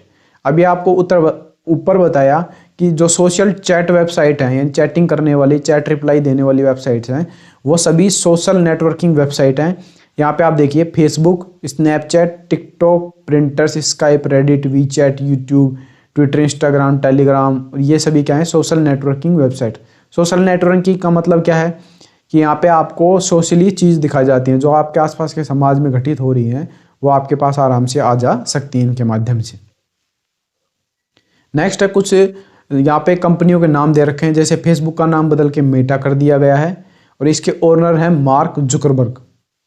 देखिए यहाँ पे मेटा कंपनी में कौन कौन से प्रोडक्ट्स हैं, Facebook, messenger, WhatsApp, Meta Q, thread, Instagram, ये सभी मेटा कंपनी के हैं, यानी फेसबुक कंपनी के ही ये सारे प्रोडक्ट्स हैं। अब यहाँ पे इंस्टाग्राम, यहाँ पे थ्रेड देख लिया। इंस्टाग्राम का फाउंडर पूछा जाता है बार बार, आप इसको याद कर सकते हैं, केविन साइस्ट्रोम इसके क्या हैं, फाउंडर हैं। लेकिन अब शायद नए पूछा जाए क्योंकि मेटा कंपनी यानी फेसबुक ने इसे क्या कर लिया है, खरीद लिया है। जैसे थ्रेड, व्हाट्सएप, ट्विटर इन सभी को खरीद लिया है। टेलीग्राम के फाउंडर पूछे जाते हैं, नाम ध्यान रखना, निकोलिया एंड पावेल ध्रुव। पावेल ध्रुव अभी चर्चाओं में थे कुछ दिन पहले, इनको फ्रांस में अरेस्ट कर लिया गया था, इसलिए पावेल ध्रुव का नाम एग्जाम में पूछा जा सकता है। टेलीग्राम के फाउंडर हैं पावेल ध्रुव। सीईओ भी फिलहाल इस टाइम पे पावेल ध्रुव है। यूट्यूब के आप यहाँ पे देख सकते हो, यूट्यूब है, लिंक्डइन है, स्नैपचैट है, चैट जीपीटी है। और चैट जीपीटी का सीईओ भी बार बार पूछे जा सकते हैं क्योंकि ये भी क्या है, चर्चाओं में है। चैट जीपीटी का सीईओ सैम अल्टमैन है। यहाँ पे आप देख सकते हो चैट जीपीटी किस कंपनी के द्वारा चलाई जा रही है, ओपन एआई कंपनी के द्वारा चैट जीपीटी को चलाया जा रहा है। नेक्स्ट क्या है, नेटवर्किंग मॉडल। नेटवर्किंग मॉडल का मतलब क्या है कि नेटवर्क किस प्रकार से काम करता है, यानी इंटरनेट में जो नेटवर्क होता है उसमें कनेक्शन कैसे लगते हैं, मोडा डेटा कैसे लगते हैं, वो नेटवर्किंग मॉडल कहलाता है। उसमें यहाँ पे प्रोटोकॉल दे रखे हैं, मैंने अभी आपको पहले भी बताया है, बार बार नहीं बताऊंगा, आपका मेरा समय दोनों को ख़राब होगा।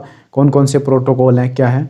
अब यहाँ पे एक बात इंपॉर्टेंट है, इसमें टीसीपी आईपी एक प्रैक्टिकल मॉडल है जिसका उपयोग इंटरनेट में किया जाता है। अब ये देखिए, टीसीपी आईपी प्रोटोकॉल का कार्य डाटा को छोटे छोटे पैकेट्स में बांटता है और आईपी का कार्य इन डाटा पैकेट्स को नेटवर्क सोर्स में सिस्टम तक पहुंचाता है। यहाँ आप देखिए ओएसआई मॉडल है नीचे यहाँ पे, और यहाँ पे टीसीपी आईपी मॉडल है। टीसीपी आईपी मॉडल में 4 लेयर्स होती हैं, application layer, transport layer, internet layer और नेटवर्क एक्सेस लेयर। ये बार बार क्वेश्चन पूछा गया है एग्जाम में कि यहाँ पे टीसीपी आईपी लेयर में टोटल कितनी लेयर्स हैं, या आपको दूसरा क्वेश्चन दे देगा, निम्न में से कौन सी लेयर टीसीपी आईपी में नहीं है। एप्लीकेशन लेयर है, उसमें ट्रांसपोर्ट लेयर है, इंटरनेट लेयर है और नेटवर्क एक्सेस लेयर है, ध्यान रखिएगा। जबकि ओएसआई मॉडल में ये सारी लेयर्स हैं। मैं इनको नहीं बताऊंगा, आप खुद पढ़ना क्योंकि आपके दिमाग में ज़्यादा छपेगा। मैं केवल इनको बता के छोड़ दूंगा क्योंकि आपके दिमाग में चारों छप चुकी हैं। फिर से बता देता हूँ, टीसीपी आईपी मॉडल में application layer, transport layer, internet layer और नेटवर्क एक्सेस लेयर, ये चारों लेयर्स हैं। और ओएसआई मॉडल में कौन कौन सी लेयर हैं, ये लेयर आपको खुद पढ़ना है। वीडियो को पॉज कीजिए यहाँ पे, यानी रोकिए और पढ़िए इनको। अब यहाँ पे बता रखा है कि ट्रांसपोर्ट लेयर में क्या होता है, होस्ट टू होस्ट लेयर होता है, यूडीपी आईपी। मत याद करना, इंपॉर्टेंट नहीं, मैंने तो लगा दिया है यहाँ पे टिक, लेकिन मत याद करना इनको क्योंकि बहुत डीप क्वेश्चन चला जाएगा इससे। तो यहाँ पे बता दिया चारों उन लेयरों के बारे में, कौन कौन सी लेयर हैं। यहाँ पे पोर्ट्स नंबर्स आ चुके हैं, यहाँ पे कौन कौन से पोर्ट नंबर है, कौन से, या देखिए एफटीपी का पोर्ट नंबर है 21, फाइल ट्रांसफर प्रोटोकॉल का पोर्ट नंबर है 21, एसएचएस का पोर्ट नंबर है 22 और एसएमटीपी का पोर्ट नंबर है 25। ये 3-4 हैं, इनका पोर्ट नंबर याद रख लेना। डीएनएस का पोर्ट नंबर है 53। इन चारों को याद रखना, आगे मत याद रखना क्योंकि बहुत ज़्यादा पोर्ट नंबर्स हैं, 21, 22, 25 और 53। ये सारे पोर्ट नंबर हैं इनके, एफटीपी के और एसएमटीपी के। इन दोनों के पोर्ट नंबर ज़्यादा पूछे जाते हैं, इन दोनों के नहीं पूछे जाते हैं, लेकिन आप चारों को याद रखना। इसके अलावा कोई इंपॉर्टेंट होगा तो मैं आपको बताऊंगा, इसका पोर्ट नंबर याद रखना, नहीं तो आप इनका फुल फॉर्म ही याद रखना। यहाँ पे आप देखिए कि HTTP का पोर्ट नंबर याद रखना है आपको और HTTPS दोनों को याद रख लेना। HTTP का तो पूछा भी गया है, HTTP का पोर्ट नंबर है 80 और HTTPS का पोर्ट नंबर है 443। अब नीचे जो भी पोर्ट नंबर है मत याद करना, इंपॉर्टेंट नहीं है। नेटवर्क में यदि यहाँ से क्वेश्चन आया तो नाक के बराबर क्वेश्चन आएगा।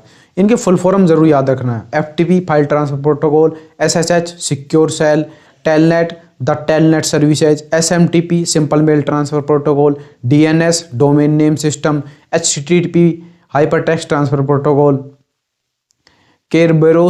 केरबेरोस network authentication system, POP2 post office protocol version 2, POP3 post office protocol version 3, NTP network time protocol, NetBIOS NS, NetBIOS name service, NetBIOS DGM, NetBIOS datagram service, NetBIOS SSN, NetBIOS session services, IMAP internet messaging access protocol और SNMP simple network messaging protocol. MySQL क्या है? माईस्क्यूल एक database service है, माईस्क्यूल database services. ध्यान रखिएगा, ये exam में question पूछा गया है कि निम्न में से डाटाबेस सर्विस है तो उसमें माईस्क्यूल का नाम हो तो आप माईस्क्यूल कर सकते हैं। MySQL, IMAPv3 इसका पूरा नाम है internet messaging access protocol version 3। HTTPS का फुल फॉर्म है hypertext transfer protocol secure. ये सिक्योर लास्ट में आता है, यहाँ पे लिख दिया है, कोई दिक्कत नहीं है, यहाँ सिक्योरिटी के लिए यूज होता है। केरबेरोस DS का फुल फॉर्म है सर्विस मैसेजिंग ब्लॉक, यानी SMB भी बोला जाता है या फिर इसे केरबेरोस DS बोला जाता है। सोकैक्स क्या है? सोकैक्स नेटवर्क एप्लीकेशन प्रोक्सी सर्वर। और NFS क्या है? Network file system. Network IEEE standard क्या है? तो यहाँ पे आप देखिए IEEE का पूरा नाम क्या है? Institution of electronic and electronics engineerings. ध्यान रखिएगा, पहले क्या है? Electronical and electronics and engineering, sorry and नहीं है इसमें, सेकंड वाले में, एक्सट्रीमली सॉरी इसके लिए। Institute of electronical and electronics engineerings, ये ध्यान रखिएगा। यहाँ पे देखिए IP एड्रेस में क्या इंपॉर्टेंट है। IP एड्रेस में यहाँ पे दो प्रकार के IP एड्रेस होते हैं, IPv4 और IPv6। IPv4 32 बिट पे काम करता है, यहाँ पे आप देख सकते हो IPv4 32 बिट पे और IPv6 128 बिट पे काम करता है। IPv4 में 4 बिट होती हैं या 8 निबल्स होती हैं, जबकि IPv6 में 16 बाइट होती हैं या 32 निबल होती हैं। यहाँ पे आप देख सकते हो, यहाँ पे आप देखिए IP एड्रेस है 4 करैक्टर, यानी IPv4 में बटे होते हैं जिन्हें 3 दशमलव द्वारा विभाजित किया जा सकता है। यहाँ पे आप देखिए 172.135.12.7, ये क्या है? IPv4 का एड्रेस है। आप इसे देख सकते हो कि आपको बस इतना याद रखना है कि IPv4 जिनमें 3 दशमलव चिन्ह लगे होते हैं, यानी 3 डॉट्स लगे होते हैं। यहाँ पे आप देखिए 172 के बाद डॉट है, 135 के बाद डॉट है और 12 के बाद डॉट है। जबकि IP6 है, उसमें क्या होते हैं? इसमें 7 भागों में कोलन के द्वारा अलग किया जाता है। उसमें तो एक बिंदु के द्वारा अलग किया जाता है इन डॉट के द्वारा, यहाँ पे कोलन के द्वारा अलग किया जाता है, यानी डबल बिंदु के द्वारा इसे अलग किया जाता है IP6 एड्रेस में। आपको इतना ध्यान रखना है, और क्या इंपॉर्टेंट है नहीं है। यहाँ पे आप RARP की फुल फॉर्म ध्यान रख लेना। RARP की फुल फॉर्म है reverse address resolution protocol, reverse address resolution protocol. ठीक है, बस और ज्यादा मत याद रखना। नेक्स्ट है मैक एड्रेस। मैक एड्रेस की फुल फॉर्म याद रखना, उसके अलावा कुछ मत याद रखना, सब कुछ छोड़ देना। मैक एड्रेस में क्या होता है? Media access control address, full form है मीडिया एक्सेस कंट्रोल एड्रेस। और मैक एड्रेस में क्या है? एक 12 अंकीय हेक्साडेसिमल संख्या है। मैक एड्रेस क्या है? एक 12 अंकीय हेक्साडेसिमल संख्या है मैक एड्रेस। यहाँ पे आप देखिए मैक एड्रेस का दूसरा नाम है इथरनेट एड्रेस, और एक मैक एड्रेस में 48 बिट या 6 बाइट होती हैं। यहाँ पे देखिए जो मैक एड्रेस है उसको ढूंढने के लिए किस प्रोटोकॉल का प्रयोग किया जाता है, या मैक एड्रेस के लिए किस प्रोटोकॉल का प्रयोग किया जाता है।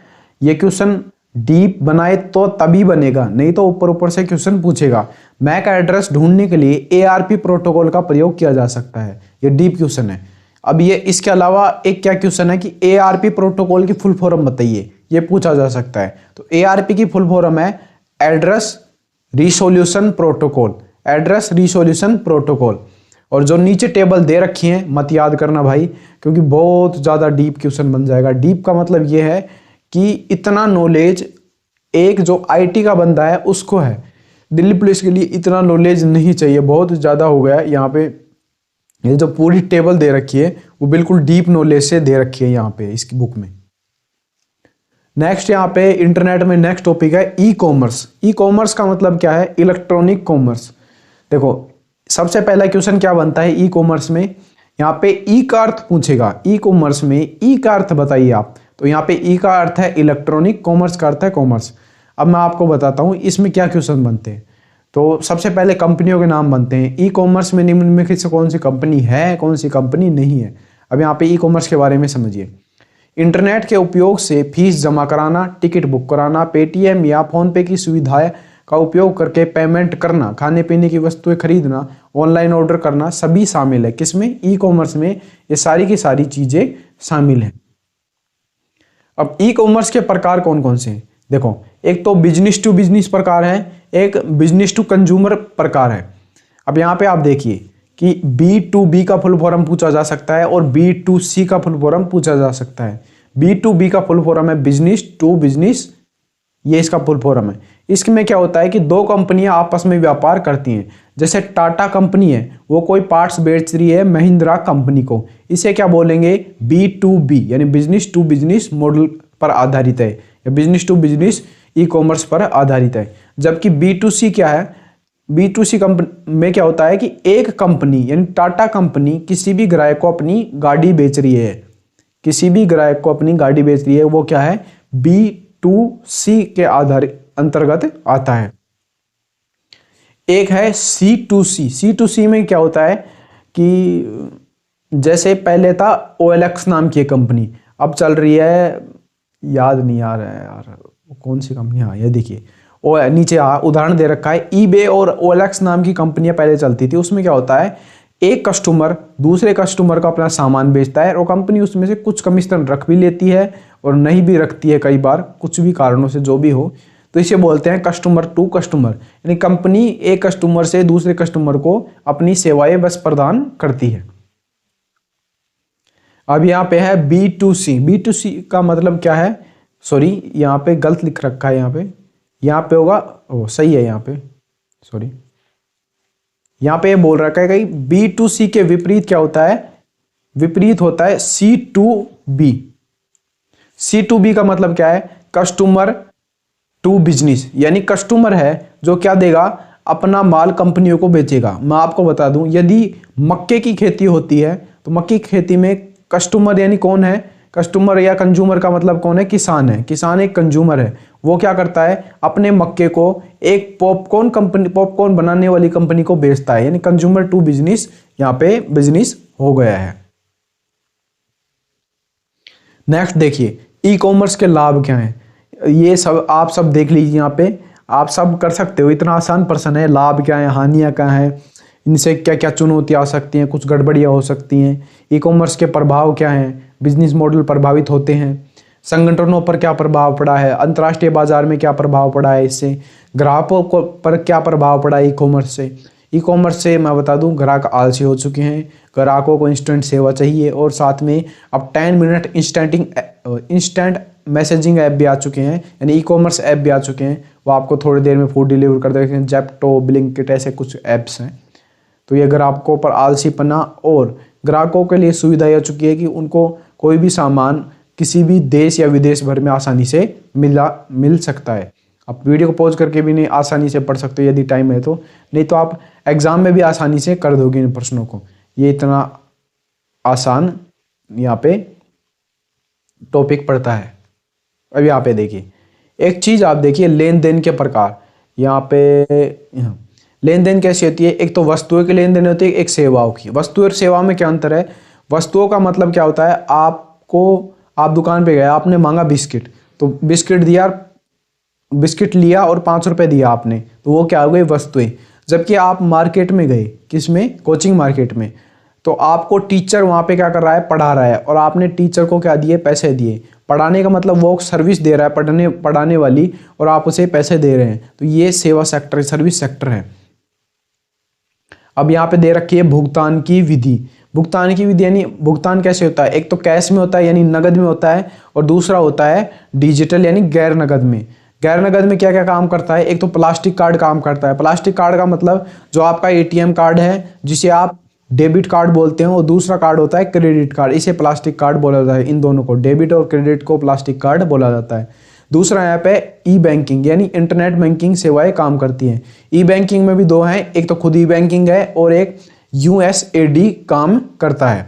इंटरनेट बैंकिंग में डेबिट कार्ड और क्रेडिट कार्ड दोनों काम करते हैं, जबकि USAID में point of sale AEPS, UPI, सूक्ष्म ATMS, भीम, मोबाइल वॉलेट, प्रीपेड कार्ड, ये सभी काम करते हैं। बस आपको तो ये ध्यान रखना है प्लास्टिक कार्ड कौन से होते हैं, डेबिट और क्रेडिट कार्ड प्लास्टिक कार्ड होते हैं, और ई बैंकिंग में भी क्रेडिट और डेबिट कार्ड का यूज किया जा सकता है। इलेक्ट्रॉनिक पेमेंट, हाँ, अब यहाँ पे कुल फुल फॉर्म देख लीजिए और इनका ट्रांजैक्शन देख लीजिए कि किस में कितने तक का ट्रांजैक्शन होता है, यही इंपॉर्टेंट है, इसके अलावा कुछ इंपॉर्टेंट नहीं है। RTGS का फुल फॉर्म देख लीजिए, real time gross settlement. RTGS का फुल फॉर्म है real time gross settlement. Real time gross settlement RTGS का फुल फॉर्म है। इसमें क्या है, आप कम से कम 2 लाख रुपए तक ट्रांसफर कर सकते हैं, यानी कि अधिकतम रुपए की कोई लिमिट नहीं है। RTGS में मिनिमम 2 लाख रुपए का ट्रांसफर है और अधिकतम आप कितना भी यहाँ पे कर सकते हो। और RTGS का टाइम है 30 मिनट के अंदर लेन देन कंप्लीट हो जाता है। RTGS में 3 क्वेश्चन बनते हैं। RTGS फुल फॉर्म, कितने मिनट के अंदर ट्रांजैक्शन हो जाता है और कितना लिमिट है इसका, 2 लाख से लेकर कितने भी रुपए। दूसरा प्रकार है यहाँ पे ट्रांजैक्शन लेन देन करने का NEFT। NEFT का फुल फॉर्म है national electronic fund transfer. NEFT national electronic fund transfer. इसमें कितना समय लग सकता है, 0 मिनट से लेके 120 मिनट यानी 2 घंटे तक का मैक्सिमम समय लग सकता है। ये RTGS के मुकाबले धीमा होता है और इसमें एक बार में अधिकतम 50,000 रुपये तक अमाउंट का ही क्या होता है, ट्रांसफर होता है एक जगह से दूसरे जगह पर। यानी छोटे रकम को ट्रांसफर करने के लिए NEFT का ट्रांसफर किया जाता है। नेक्स्ट है IMPS, इमीडिएट पेमेंट सर्विस। जो IMPS है उसका अर्थ है इमीडिएट पेमेंट सर्विस, यानी कि तत्काल रूप से इसमें आप पैसे को भेज सकते हैं। इसमें क्या होता है, जब भी बैंक का हॉलीडे या बैंक की छुट्टी होती है तब भी आप इसमें कभी भी क्या कर सकते हो, ट्रांसफर। IMPS के माध्यम से 24 घंटे और बैंक हॉलीडे में भी आप पैसा ट्रांसफर कर सकते हो इसका यूज़ करके। अब देखिए कौन कौन से पेमेंट गेटवे हैं। यहाँ पे आप देखिए कि पेमेंट की पूरी प्रक्रिया होने में 2 से 3 सेकंड का समय लगता है। व्यापारी के बैंक अकाउंट में जमा होने के लिए पेमेंट 1-2 दिन में क्रेडिट हो जाता है। अब यहाँ पे देखिए कुछ कंपनियाँ यहाँ पे CCAway, Instamojo, PayU money, credit card, debit card, Paytm, PayPal, ये सारी कंपनियां क्या हैं या पेमेंट गेटवे का काम करती हैं। इंटरनेट बैंकिंग क्या है, इंटरनेट बैंकिंग वर्चुअल बैंकिंग है, यानी ऑनलाइन बैंकिंग है, ई बैंकिंग के नाम से जाना जाता है इसे। इससे आप पैसे ट्रांसफर कर सकते हो, अभी आपको बताया। मोबाइल वॉलेट क्या है, जैसे आपका फिजिकल वॉलेट होता है यानी बटुआ होता है, उसी के द्वारा यहाँ पे कुछ कंपनियों द्वारा ई वॉलेट चलाए जा रहे हैं, जैसे पेटीएम के द्वारा, मोबीक्विक के द्वारा, ऑक्सीजन वॉलेट के द्वारा, इट्स कैश के द्वारा और फ्री रिचार्ज के द्वारा अपना खुद का वॉलेट चलाया जाता है। UPI क्या है, इससे क्वेश्चन बन सकता है क्योंकि सबसे ज़्यादा प्रचलन में क्या है, UPI इस टाइम पे। UPI का फुल फॉर्म है यूनिफाइड पेमेंट इंटरफेस। अब आपके पास में फ़ोनपे, पेटीएम, UPI, गूगल पे इत्यादि एप्लीकेशन होंगे, उन सभी में अपना एक यूनिक UPI ID बनता है। यूनिक का मतलब क्या होता है कि वो केवल एक ही होगा, दूसरा नहीं होगा। आपने कोई UPI ID बना लिया है तो उसका जैसा दूसरा UPI बिल्कुल सेम UPI नहीं हो सकता है, जिसे वर्चुअल ID या UPI ID बोला जाता है। अब यहाँ पे एक ऐप है भीम ऐप। भीम ऐप क्या है, भीम एक UPI ऐप है। भीम का पूरा नाम है Bharat interface for money. Bharat interface for money Bhim नाम है इसका। ये एक सरकारी ऐप है, किसका, भारत सरकार का एक सरकारी ऐप है। जब किसके लिए, UPI ट्रांसफ़र के लिए। जबकि जो पेटीएम है वो एक क्या है, प्राइवेट ऐप है जो प्राइवेट सेक्टर द्वारा बनाए गए हैं। इसके जो फाउंडर हैं विजय शेखर शर्मा हैं, ध्यान रखिएगा इसका नाम पूछा जा सकता है। तो पेटीएम क्या है, एक UPI ऐप है जो डिजिटल वॉलेट भी प्रदान करता है। नेक्स्ट है बैंकिंग। अब यहाँ पे कुछ बैंकिंग के क्वेश्चन बन सकते हैं। देखो बैंकिंग के क्वेश्चन बनेंगे तो GK में बनेंगे, ना कि किसमें, इसमें कंप्यूटर के अंतर्गत। तो ये आप याद रख सकते हो। भारतीय बैंकिंग अधिनियम कब का है, 1949 का। GK में बनेगा ये क्वेश्चन, पहले भी बन चुका है, ध्यान रखिएगा। भारतीय बैंकिंग अधिनियम कब का है, 1949 का, 1949 का। ये सारे बैंकिंग के क्वेश्चन जीके के क्वेश्चन है। बैंकों के प्रकार कौन से हैं? वाणिज्यिक बैंक, विशिष्ट बैंक, सहकारी बैंक और केंद्रीय बैंक। अब यहाँ पे है कि ई बैंकिंग से ग्राहकों को क्या लाभ होते हैं। ई बैंकिंग से क्या होता है कि रियल टाइम आपका मनी 24 घंटे 365 दिन आपको सेवाएं उपलब्ध रहती हैं। जैसे आपके फोन पे पेटीएम ऐप है जो यूपीआई के माध्यम से आपके बैंक अकाउंट से पैसे को दूसरे बैंक अकाउंट में ट्रांसफर करते हैं। यहाँ पे आप देखिए ये चैप्टर कंप्लीट हो चुका है। यहाँ पे है प्रतियोगी प्रश्न। आपको एक क्वेश्चन करवाऊंगा और मैंने पहले भी बताया है कि सभी क्वेश्चनों का कंपाइल करके, यानी जितने भी चैप्टर हैं उन सभी के क्वेश्चनों का कंपाइल करके एक वीडियो डाल दूंगा। यहाँ पे आप देखिए कि निम्नलिखित में से कौन सी लेयर इंटरनेट प्रोटोकॉल सूट की एक लेयर नहीं है। पहले भी बताया टीसीपी आईपीएल में टोटल 4 लेयर हैं।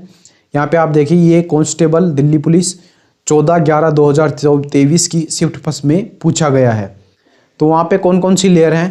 पहली लेयर है इंटरनेट लेयर, दूसरी लेयर है नेटवर्क लेयर, कोई बात नहीं ऊपर नीचे हो सकती है, internet layer, network layer, application layer और ट्रांसपोर्ट लेयर। 4 लेयर हैं टोटल। तो इनमें से कौन सी लेयर क्या बोल रहा है? नहीं है। तो यहाँ पे फिजिकल लेयर प्रकार की कोई भी लेयर नहीं है। इसका राइट आंसर है फिजिकल लेयर नहीं होती है, उसमें इंटरनेट, नेटवर्क, ट्रांसपोर्ट और एप्लीकेशन ये सभी क्या है? TCP IP transmission control protocol की क्या है? लेयर्स होती हैं।